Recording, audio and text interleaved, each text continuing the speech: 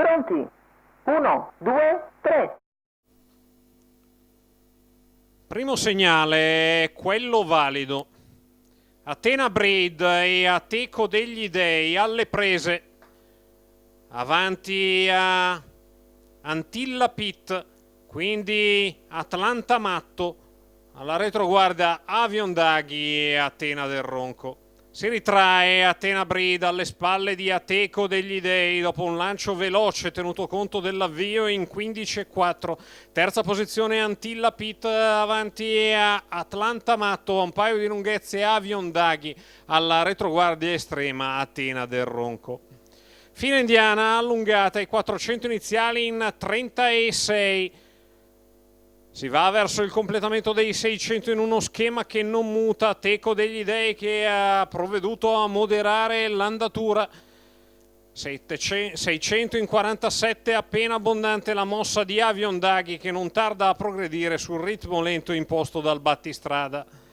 Ateco degli Dei leader ora avanti alla coppia composta da Athena Breed e Avion Daghi, quindi terza in corda Antilla Pit che lascia alla retroguardia Atlanta Matto e Athena del Ronco. 1,3,5 gli 800 metri iniziali. Avion Daghi che va sul passo a lato di Ateco degli Dei.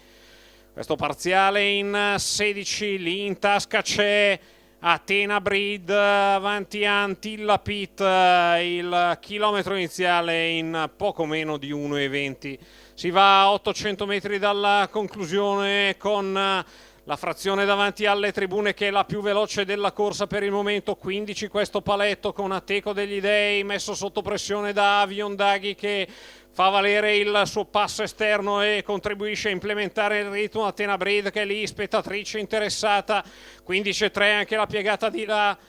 Quando si va a metà della dritta opposta Avion Daghi che insiste a lato di Ateco degli Dei, poi Athena Breed a una lunghezza e mezza, cerca di farsi vedere Atlanta Matto a lato di Antilla Pit. Quando si è al completamento del miglio in 2,4 appena abbondante Athena Breed che segue Ateco degli Dei, il quale ha respinto il primo tentativo di Avion Daghi. Ingresso della dritta arrivo, Ateco degli Dei a un filo abbondante nei confronti di Athena Breed e Avion Daghi. Ateco degli Dei che si sottrae agevolmente al resto della compagnia. Ateco degli Dei che prosegue da imbattuto al secondo Athena Breed che rientra per parte propria a Avion Daghi. 1,17, 2000 metri con i nastri, ma 58,5 gli 800 metri conclusivi per la terza vittoria in altrettante uscite di Ateco degli Dei. Roberto Vecchione, catch driver per Alessandro Gocciadoro,